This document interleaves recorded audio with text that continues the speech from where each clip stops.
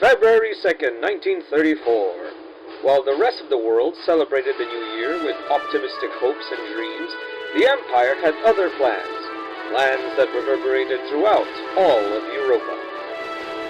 Employing the so-called blitzkrieg tactic, the Imperial Army dug its grubby heels deep into Federation territory.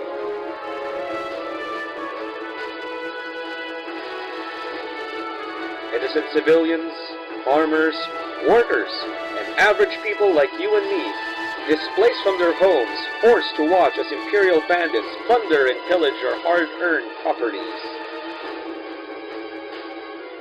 But fear not, dear citizens of the free world. The Federate Army did not simply stand by and allow these bandits to roam free in our home territories. We fought back, and fought back hard, culminating in our forces halting their advance at Saforin.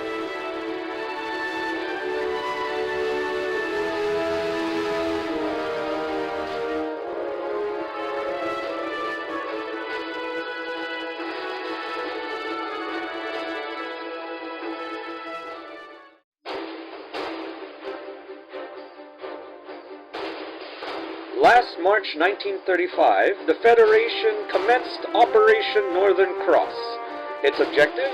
To break through Imperial territory using their own blitzkrieg tactics against them, culminating in the invasion of Schwarzgrad, the Imperial capital.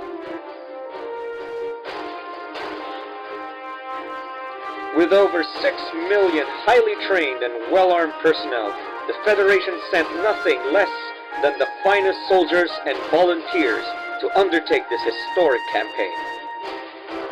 Once on the offensive, these fine soldiers are more than a match to halt the brutality of the fascist empire.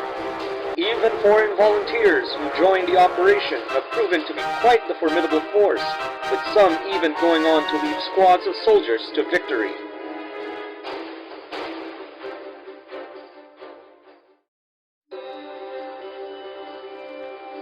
Most distinguished among them are the Gallian volunteers of the 32nd Armored Ranger Corps. A symbol of the Federation's answer to the Imperial Blitzkrieg, these organized desperados formed the vanguard of Operation Northern Cross. Although coming from a nation that wanted nothing to do with the war, the Empire's aggression forced these patriots to take up arms long before their nation got involved.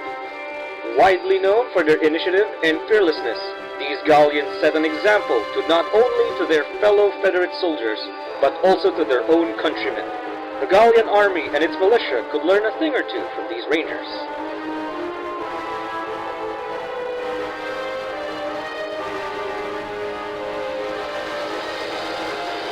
These 1934 motion pictures in one of the Federation's finest training centers show the Rangers training with its tactics of assault borrowed from warriors the world over. Here in the green fields of our home territories, they assemble and disperse on the signal and pipe system of the United States of Vinland, the methods and precision of the Empire, and the close combat prowess of the Far East. Mobility of mind, machine, and man is everything. Scouts, shock troopers, engineers, grenadiers, lancers, snipers, tank crews. Each soldier forms a small, highly skilled team of commandos, quick off the mark and quicker on the draw.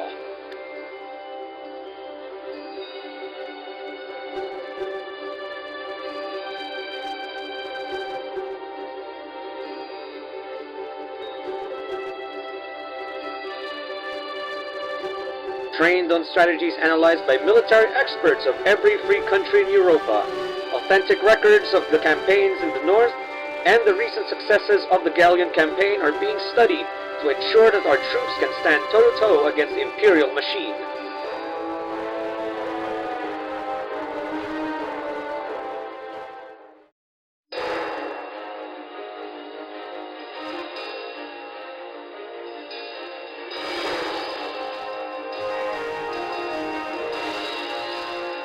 While the Empire struggles to regain their original momentum in Eastern Front, the soldiers of Operation Northern Cross have now penetrated deep into Imperial territory, putting the knife ever so closer to the Emperor's throat.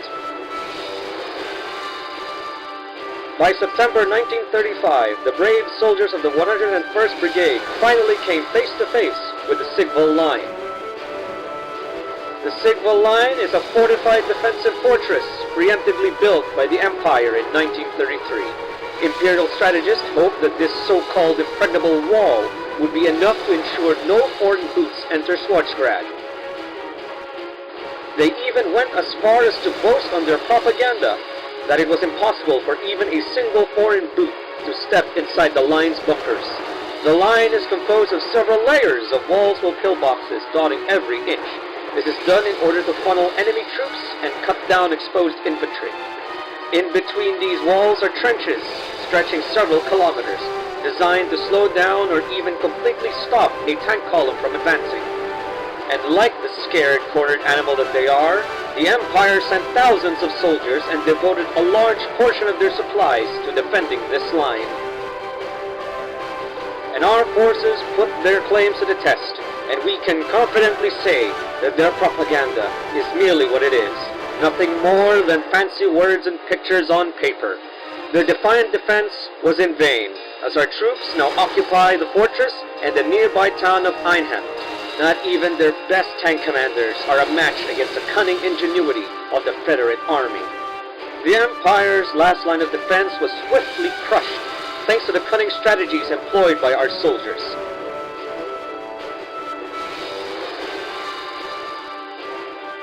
As of right now, the brave men and women of the 101st Brigade stand proud, ready to invade Schwarzgrad, and after months of fighting, finally put an end to the Second European War with a decisive Federation victory. Although winter is coming, dear citizens, with October just around the corner, the Imperial winter is soon to descend upon our brave soldiers. With that, they need winter gear, warm food and drinks, ammunition, and the best weapons we can muster. Dear citizens, we are so close to ending this war before the year's end. You can do your part in ending all of this suffering by buying war bonds and stamps. With our support, the 101st Brigade will crush the Empire once and for all and decisively bring peace upon the continent. Buy now and do your part in ensuring democracy and freedom continue to reign throughout Europa.